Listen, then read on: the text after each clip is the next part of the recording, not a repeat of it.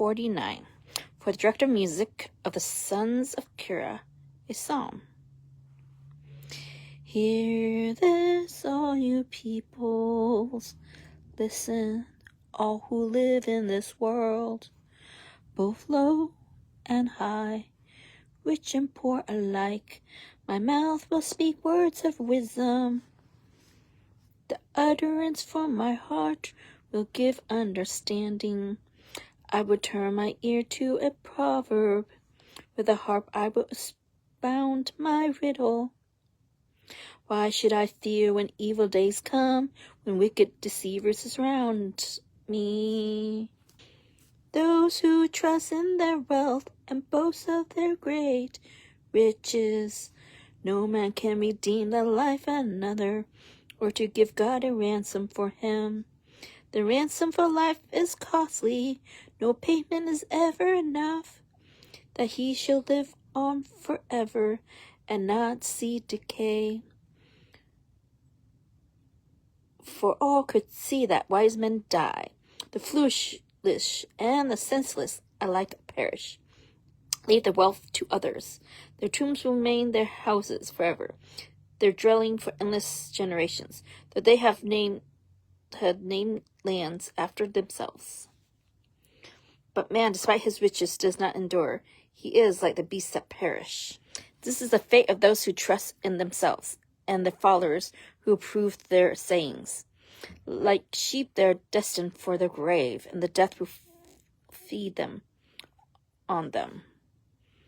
The upright will rule over them in the morning. Their forms will decay in the grave, far from the princely mansions. But God will redeem my life from the grave. He will not take me to himself.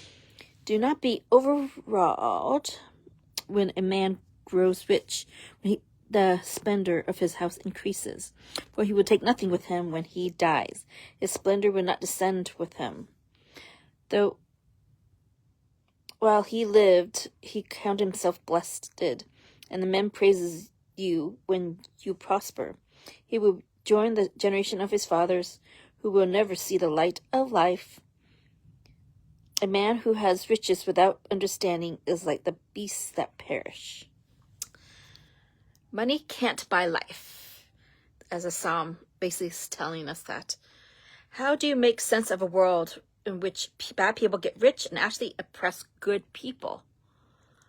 This psalm pondered this riddle and finds this answer on the other side of death. Money can do many things, but simply cannot buy an escape from the grave. No man can redeem the life of another. No payment is enough that he should live on forever. Verses 7-9. But God will redeem my life from the grave, says verse 15. He will surely take me to himself. So that's what Psalm 49 is about. Hope you learned something.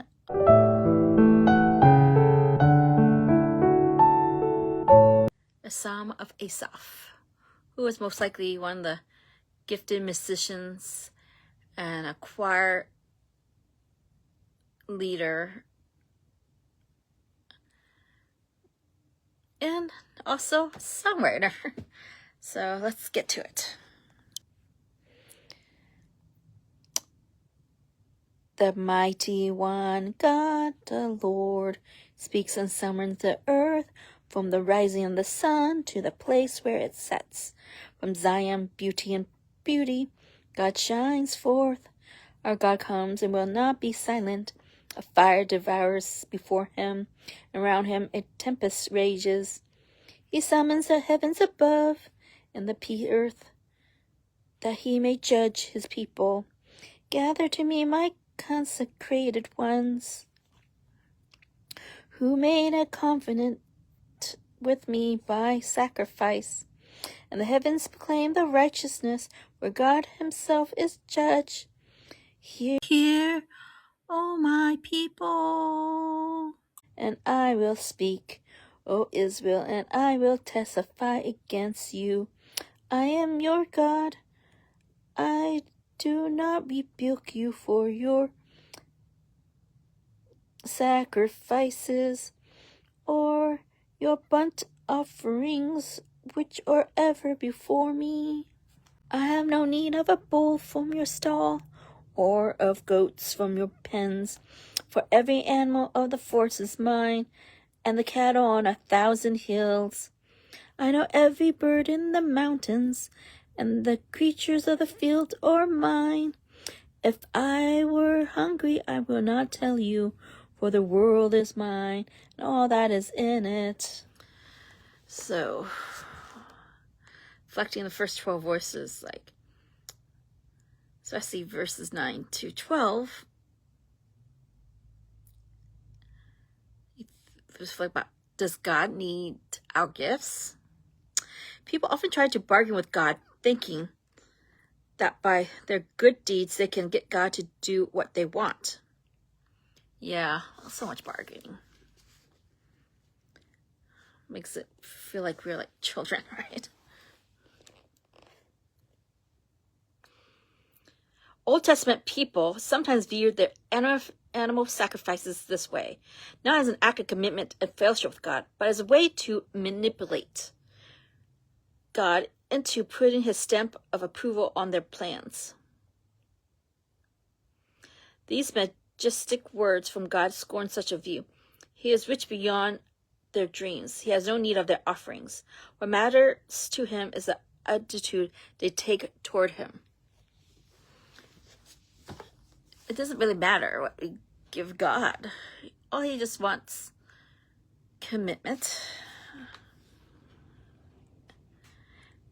and fellowship with him. All he wants that. Alright, so let's finish this Psalms 50. Okay. Do I eat the flesh of bulls or drink the blood of goats? Sacrifice thank offerings to God, fulfill your vows to the Most High, and call upon me in the day of trouble. I will deliver you, and you will honor me. But to the wicked God says, what right have you to recite my laws or take my covenant on your lips? You hate my instruction and cast my words behind you. When you see a thief, you join with him. You throw in your lot with adulterers. You use your mouth for evil and harness your tongue to deceit. You speak continually against your brother and slander your own mother's son. These things you have done, and I keep silent. You thought I was altogether like you, but I will rebuke you and accuse you to your face. Consider this, you who forget God, or I will tear you to pieces with none to rescue. He who sacrifices thank offerings honors me, and he prepares the way so that I may show him the salvation of God.